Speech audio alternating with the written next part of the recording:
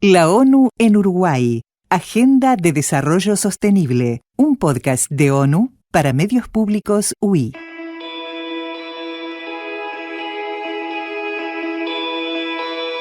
La ONU en Uruguay. Agenda de Desarrollo Sostenible. Hola, soy Irina Wilson. Y yo soy José Peralta. Y en este capítulo de nuestra serie vamos a hablar de la salud mental, esa pandemia silenciosa que nos atraviesa a todos y a todas. La Organización Mundial de la Salud, OMS, define la salud mental como un estado de bienestar en el que el individuo realiza sus capacidades, supera el estrés normal de la vida, trabaja de forma productiva y fructífera y aporta algo a su comunidad. La salud mental es un elemento integral de la salud general y un derecho básico y fundamental. La mejora de la salud y el bienestar mentales también se conoce como un componente esencial de la cobertura sanitaria universal. Asimismo, debemos tener presente que el objeto de la salud mental no es de un modo exclusivo el individuo o sus conjuntos sociales, sino las relaciones que permiten pensar conjuntamente al individuo y a su comunidad. La salud mental es vital, no solo para la salud integral de las personas, sino también para el bienestar social y económico. Los problemas de salud mental son tanto causa como consecuencia de la pobreza, la educación deficiente, la alimentación inadecuada, la desigualdad en materia de género y diversos problemas de salud. Tan solo la depresión y la ansiedad cuestan a la economía mundial $1.000 millones cada año. Sin embargo, en algunos trastornos mentales y por consumo de sustancias psicoactivas, casi 90% de las personas afectadas no pueden recibir el tratamiento que requieren. Los grupos poblacionales vulnerados por factores sistémicos como el racismo, la globalización, la heteronormatividad y la desigualdad de la riqueza, como los que viven en la pobreza, comunidades indígenas, población migrante, afrodescendientes, personas mayores y las personas LGTBIQ+, se encuentran entre quienes presentan un mayor riesgo de tener sufrimiento psíquico. La estigmatización y la discriminación son obstáculos importantes a la hora de buscar ayuda o de prestar una atención efectiva en el ámbito de la salud mental, a lo que se suman obstáculos estructurales como las limitaciones en la disponibilidad de servicios de salud mental y los altos costos de la atención. A nivel global y regional, los servicios de atención a la salud mental afrontan importantes restricciones de recursos, operan en marcos legales reglamentarios obsoletos y presentan una arraigada y excesiva dependencia del modelo biomédico, en el que la atención se centra predominantemente en el diagnóstico, la medicación y la reducción de los síntomas, mientras que se pasa por alto toda la gama de determinantes sociales que afectan la salud mental de las personas, que obstaculizan el progreso hacia la plena realización de un enfoque basado en derechos humanos. Pasemos ahora a Uruguay. Al igual que en otros países de la región, en Uruguay muchas personas con afecciones de salud mental y discapacidades psicosociales reciben una atención de mala calidad y sufren violaciones de sus derechos humanos. Ello exige que se introduzcan cambios profundos en los sistemas de salud mental y en la prestación de servicios para atender el ODS 3 Salud y Bienestar, uno de los ODS de la Agenda 2030 de las Naciones Unidas. Se estima que en 2015 la prevalencia de trastornos depresivos en la región de las Américas fue de 4% en hombres y casi 6% en mujeres, mientras que la prevalencia estimada en la región de los trastornos de ansiedad en 2015 fue de 3,8% para el sexo masculino y 7,7% para el femenino. El suicidio configura un problema de salud pública global con particular expresión a nivel nacional. Se estima que 703.000 personas mueren por suicidio cada año en todo el mundo. Entre 2000 y 2019, la tasa mundial de suicidio estandarizada por edad disminuyó en un 36%. Sin embargo, en la región de las Américas, para el mismo periodo, se constató un aumento en las tasas de suicidio estandarizadas por edad, alcanzando un 17% de incremento. A nivel mundial, la tasa de suicidio estandarizada por edad fue 2.3 veces mayor en los hombres que en las mujeres, y 58% de los suicidios globales ocurrieron antes de los 50 años. Además, el 77% de las muertes por esta causa ocurrieron en países de ingresos bajos y medios, y el 88% de los adolescentes que se suicidaron fueron en países de ingresos bajos y medios como el uruguayo.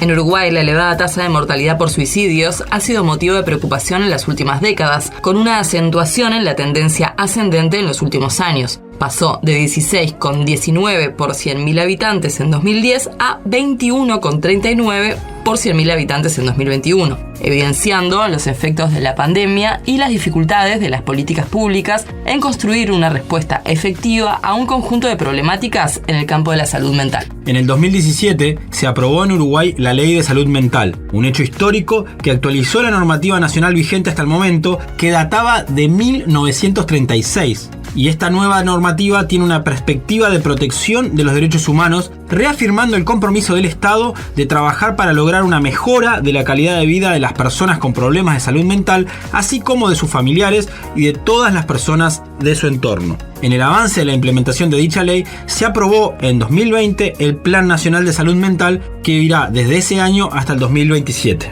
Para entrar de lleno en el trabajo de Naciones Unidas en Uruguay en este tema tan delicado, queremos contarles que hace apenas unos días, el 7 de noviembre, llevamos a cabo un seminario internacional sobre salud mental adolescente que buscó recopilar aportes para la estrategia nacional de este tema y para continuar fortaleciendo el desarrollo de políticas públicas que promuevan la salud mental. El seminario fue organizado por nuestra agencia UNICEF junto a la Agencia Uruguaya de Cooperación Internacional, y del mismo participaron diferentes expertos y expositores, entre ellos representantes de otra de nuestras agencias, la OPS-OMS. El seminario se realizó entendiendo que en este último tiempo ha quedado expuesto el alcance y la gravedad de un problema global, y se confirmó la necesidad que tienen los estados y las comunidades de invertir y actuar para dar una respuesta articulada a las afectaciones de salud mental de adolescentes y jóvenes. Por su parte, OPS-OMS ha realizado un esfuerzo sistemático en los últimos años para generar intercambios de Uruguay con experiencias de otros países sobre buenas prácticas.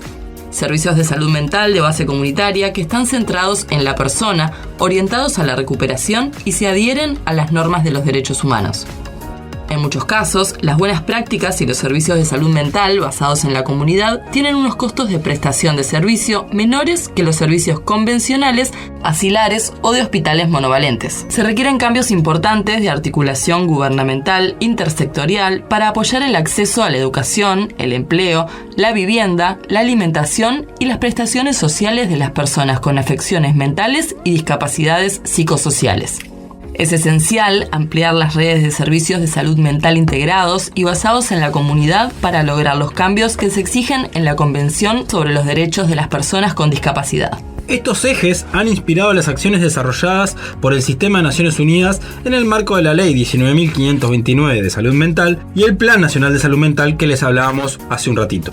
Al igual que las buenas prácticas recogidas por las guías de la OMS, las iniciativas se orientan al respecto de la capacidad jurídica de las personas con afecciones en su salud mental, las prácticas no coercitivas, es decir, no obligatorias, la inclusión en la comunidad, la participación y el enfoque de recuperación, uno de los enfoques más importantes a la hora de hablar de salud mental.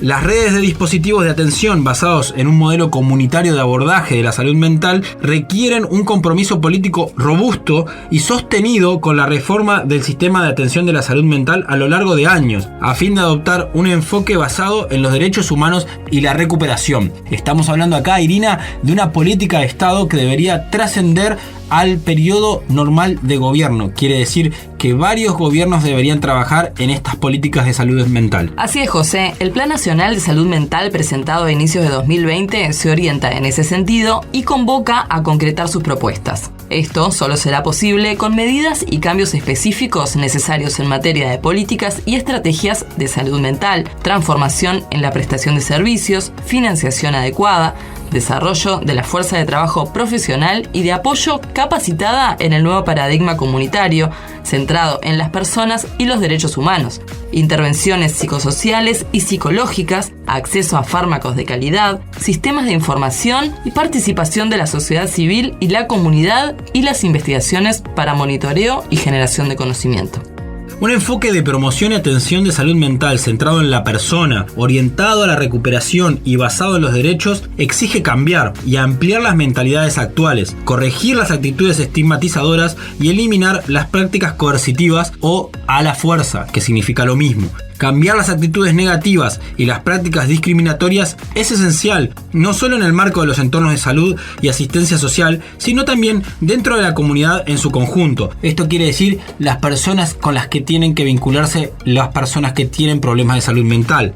Las campañas de sensibilización sobre los derechos de las personas con experiencias vividas son fundamentales a este respecto, y los grupos de la sociedad civil pueden desempeñar un papel estratégico clave en la promoción, y ahí es donde Naciones Unidas está trabajando fuertemente. Una propuesta aplicable a la realidad de Uruguay es el modelo comunitario de salud mental, por sus siglas MCSM, con enfoque de recuperación, que se sustenta en un paradigma de derechos humanos, parte de una concepción de salud integral y de una perspectiva de atención primaria de salud. Jerarquiza a la población como eje y el territorio como contexto de desarrollo de las acciones. Propone un abordaje integral de las situaciones que reconozca los determinantes sociales de la salud e identifique las necesidades de la población, con una organización y metodología de trabajo sustentada en la participación, la interdisciplina y la intersectorialidad que asegure la continuidad y la articulación en las distintas etapas del proceso de atención. Desde un punto de vista operativo, el modelo de atención incluye una red de dispositivos de atención de salud mental diversos, distribuidos equitativamente en el territorio e integrados a la red de salud general y a la red comunitaria de protección social, gestionados con un enfoque intersectorial y participativo. Para conversar sobre esta temática, hoy traemos a estudio a una invitada muy especial. Se llama Keiko Olivera Ramos, tiene 16 años y fue una de las adolescentes que participó del proceso de consulta para la elaboración de un instrumento fundamental que identifica los estándares de derechos humanos para la evaluación del cuidado de la salud mental en niñas, niños y adolescentes, que busca fortalecer la calidad de la atención en salud mental que se le da a este grupo. Keiko, bienvenida, ¿cómo estás? Bien, muchas gracias. Contanos cómo fuiste seleccionada para participar de este taller. ¿Cómo fue esa experiencia? Bueno, yo participo del CAAC Nacional, que en realidad es Consejo Asesor Consultivo, donde vamos bastantes niños, niñas y adolescentes, y se nos planteó el mensaje de si alguno tenía alguna experiencia o quería compartir o aprender sobre salud mental, ya que estábamos bastante tensos, la mayoría de adolescentes con pruebas o cosas familiares. Se nos planteó y yo dije, bueno, tengo una gran oportunidad para aprender más sobre los demás, aprender cómo manejarlo, cómo saber sobrellevarlo en otras personas, y así fui. Y fue una experiencia bastante enriquecedora. Keiko, bienvenida. Contanos, ¿qué sentiste que pudiste aportar en esta temática? A esta temática pude aportar mis experiencias, ya que desde los 8 años de edad asisto a la psiquiatra y tengo también tratamiento psicológico. Yo me atiendo en salud pública. ¿Qué pasa? La mayoría de las personas de Montevideo, que es donde se centra la cantidad de gente, se aglomera, no tiene cómo trabajar, no tiene cómo pagar salud privada, que es más rápida. Entonces asistimos a salud pública, lo cual demora o incluso te dan un tratamiento bastante generalizado. No es específicamente creado para vos. Y con lo que yo pude aportar fue decirles que me están dando un tratamiento de que no me debe servir en absoluto para mí, porque pueden diagnosticar que puedo tener ansiedad, puedo tener depresión y a lo mejor no la tengo. A lo mejor tengo otro diagnóstico, pero no lo pueden hacer porque están tan saturados de gente que no tienen la menor idea de cómo llevarlo. Falta gente, falta paga y nadie tiene el valor de decir, pará, vamos a intentar enfocarnos, ayudar un poco más. Eso creo que fue el mayor aporte que tuve. ¿Qué tan importante es para los adolescentes la salud mental? ¿Es un tema de conversación entre ustedes? Y bueno, depende el ámbito también o el contexto de donde se salga el tema de conversación. En mi grupo social soy muy poco de estar en grupos sociales por malas experiencias, porque a los adolescentes les encanta rumorear cosas. Les encanta crear chismes o, como bien se diga, exponer, sapear, como le quieran llamar. Pero cuando tu amigo, tu amiga o vos mismo estás mal y tenés la confianza de decir, estoy mal, se habla así bastante. Mira, personalmente yo este fin de semana tuve un campamento donde me sentía incómoda por una persona X, no importa, y tuve un ataque de ansiedad y solamente una de mis tantas amigas, éramos una cabaña de 5 chicas con una profesora, sola una de mis amigas se dio cuenta que estaba mal en un ataque de ansiedad, que no me podía parar de la cama, estaba sufriendo, estaba llorando internamente.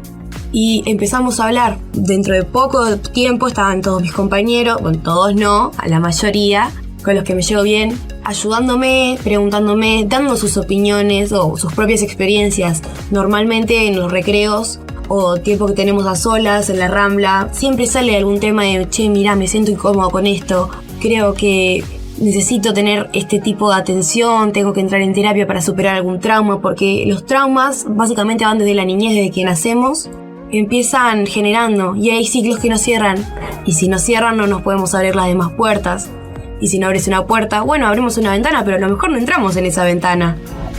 Entonces creo que sí es un tema bastante frecuente. Cuando conversás con otros jóvenes de tu edad, ¿cuál es la temática de salud mental que más aparece? Bueno, en los temas de conversación más frecuentes, yo asisto a un centro juvenil y hay montones de adolescentes que vemos por año. Somos una cooperativa de más de 250 adolescentes que nos juntamos cada tanto tiempo porque no entramos todos en un lugar. Lo más frecuente son abuso por parte verbal de los padres o de algún otro adulto o de alguna otra persona, abuso físico, sea violaciones, sea violencia, sea abuso físico. Eso nos genera a muchos, me incluyo, miedo al hablar, y se lo encontramos como refuerzo al compañero.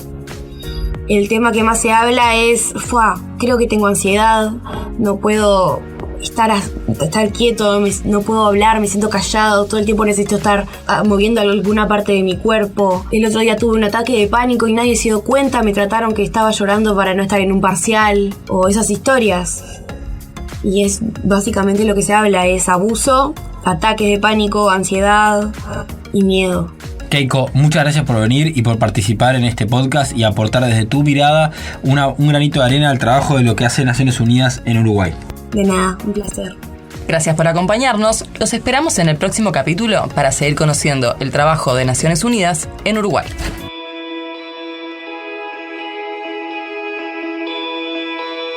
La ONU en Uruguay. Agenda de Desarrollo Sostenible.